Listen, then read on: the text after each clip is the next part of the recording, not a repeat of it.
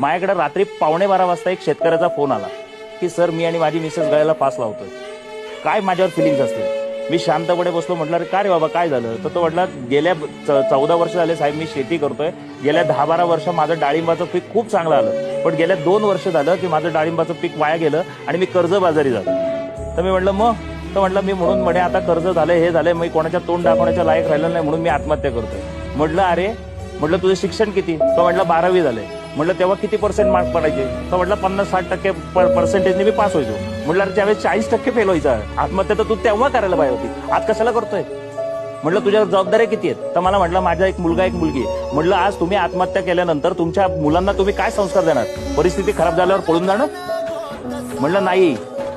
म्हटलं असं नाही करायचं. म्हटलं शिवाजी महाराज पण औरंगजेबाच्या तावडीत सापडले होते.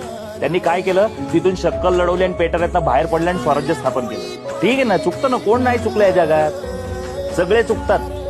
चूक झाली असेल, तुम्ही कर्ज अंगावर घेतलं असेल, तुम्ही घरातल्यांशी चुकीचं बोललं असेल, फॅमिली मित्र तोडून बसलेलं असेल, होतं ना. आणि मित्र आणि फॅमिली जर नाही समजून घ्यायचं तर कोणी समजून घ्यायचं. समजून घेऊन ज्यावेळेस आपण खंबीरपणे त्या पाठीशी उभे राहू ना, महाराज तो आत्महत्या करण्यापेक्षा पण आहे ना तो सक्सेस करतो.